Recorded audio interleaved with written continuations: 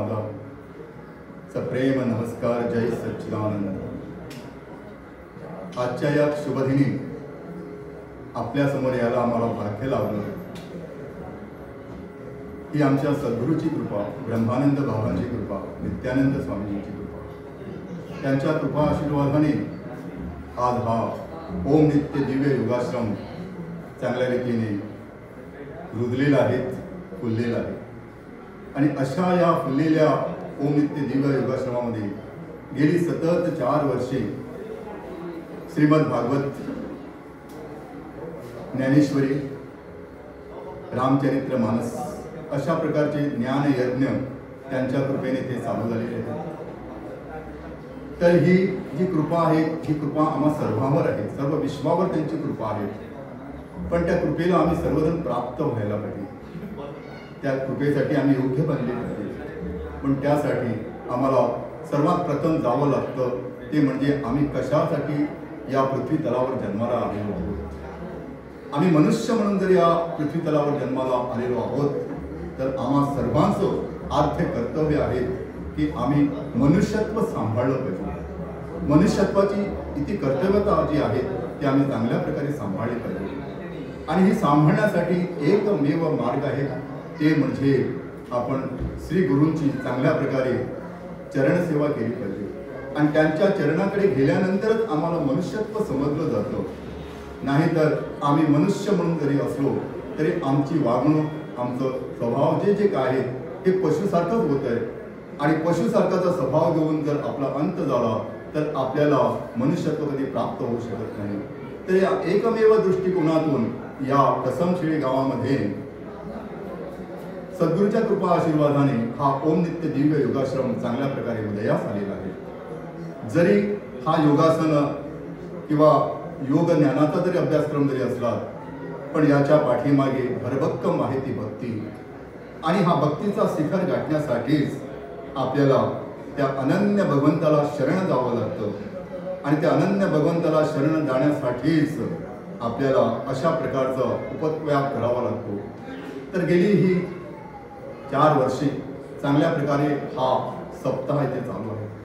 हा ज्ञानयज्ञ सप्ताह चालू आहे. आणि श्रीमद भागवत म्हटलं तर भक्तीचं शिखर आहे. तर या भक्तीच्या शिखराच्या खाली, या सावटाखाली राहून आम्हाला चांगल्या प्रकारे जगायचं आहे. आपली जर गोमंत भूमी जर बघितली तर पुण्यवान भूमी आहे. पण तरीसुद्धा काही परकीयांचं गेल्या 500 वर्षापासून सावट आल्यापासून आमचा जो चांगल्या प्रकारचा जो सुसंस्कारित ही जी आमची जनता आहे, सुसंस्कारित ही आमचे गोमंतकी आहे, त्यांच्यावर परकीयांचं सावट आल्यामुळे आम्हाला थोडासा विसर पडलेला आहे. जेणेकरून आम्ही आज जे काय बघतो आहोत ते आम्हासाठी पुढचं जर भवितव्य बघितलं तर त्याच्यासाठी आम्हाला ही धोक्याची घंटा आहे. तर आज आम्ही कुठेतरी शहाणे होऊन अशा प्रकारचं हे ज्ञान, अशा प्रकारची ही भक्ती करणं अत्यंत गरजेचे आहे. कारण आम्ही मुळातच भक्तीच्या रुजणेतून जन्माला आलेलो आहोत, हे आम्हाला विसर पडता कामा नये. मध्यंतरी आम्हाला हे जरी दिसलं की एकंदरीत हे जे जग चाललेलं आहे ते विज्ञानाच्या आधारे जरी चाललेलं आहे तर आम्ही सांगू इच्छितो की विज्ञान बरोबर आहे, पण विज्ञान डोळस नाही आहे, विज्ञान आंधळ आहे. या विज्ञानाचा आधार घेऊन जर आम्ही पुढे जाण्याचा प्रयत्न केला तर तिथे डोळसपणा जर नसेल, जो विज्ञान हाताळणारा जो कोण आहे त्याच्याजवळ जर डोळसपणा नसेल तर हे विज्ञान त्याचा नाश करून टाकतंय. आपण आज जगावर काय होते ते बघितलं आहे. गेल्या काही वर्षापूर्वी, 2 वर्षापूर्वी एक कोरोनासारखी जी एक व्याधी निर्माण झाली आणि संपूर्ण विश्वाला विळखा घातला आणि त्याच्यातून बाहेर निसटणं आम्हाला बरंच कठीण झालं.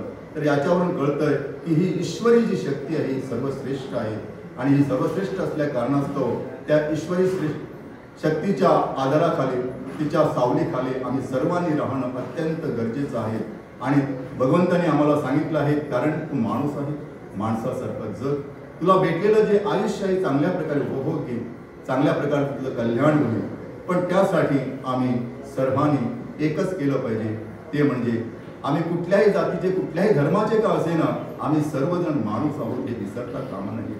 म्हणून त्यासाठी ही भक्ती ही सर्वांसाठी प्रधान आहे. आणि त्या भक्तीच्या आधारे आम्हाला आमचं जीवन जगायचं आहे आणि जीवनामध्ये अंतिम जो आपलं ध्येय आहे ते साध्य करायचं आहे. आणि आम्ही याचसाठी जन्माला आलेलो आहोत आणि 84 लक्ष जीवयोनीचा फेरा फिरत फिरत आपण शेवटी या मनुष्य योनीमध्ये आलेलो आहोत. आणि या मनुष्य देहामध्ये आल्यानंतर एकमेव आम्हा सर्वांचं कर्तव्य आहे ते म्हणजे ईश्वरीच्या चरणाकडे आम्ही संपन्न होणं, ईश्वराच्या चरणाकडे अधीन होणं, त्यांच्याशी आम्ही एकरूप होणं. आणि ते करण्यासाठी आपला संसार धंदा काही सोडण्याची काही आवश्यकता नाही.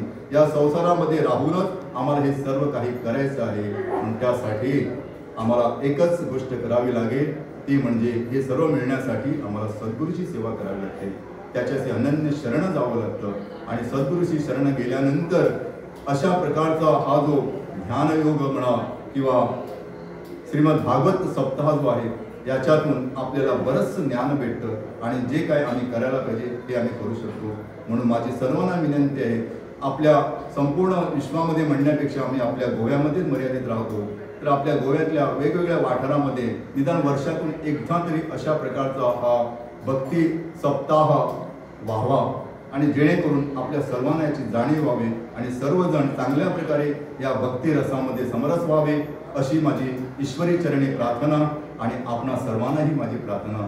सर्वांना नमस्कार. जय सच्चिदानंद.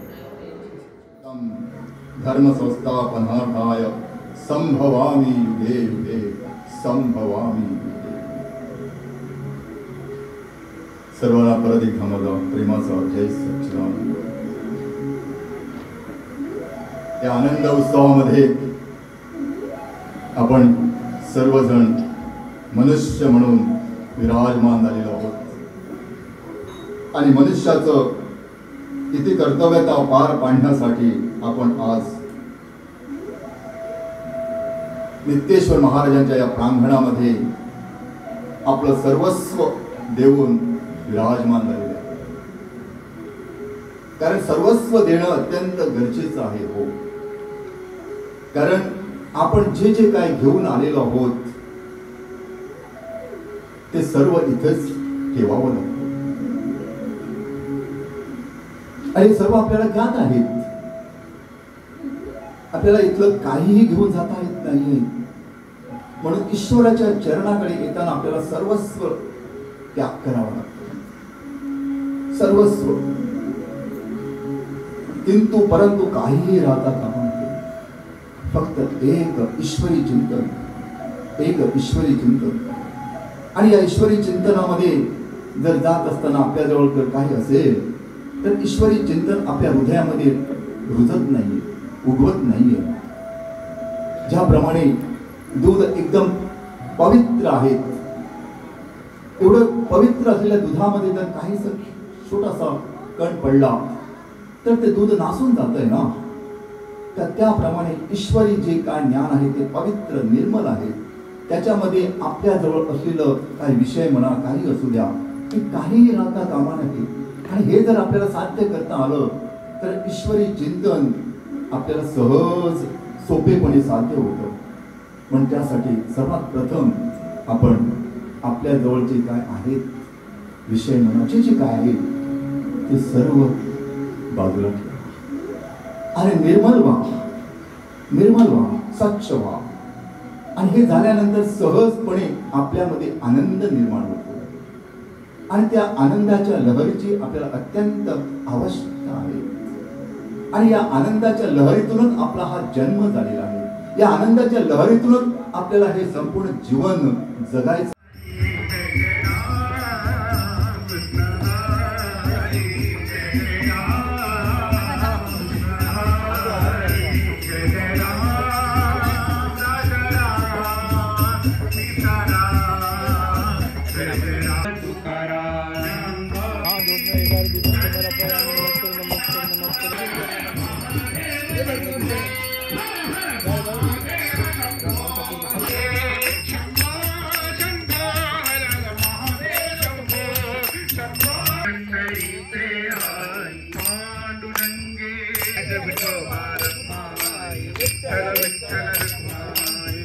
विठ्ठल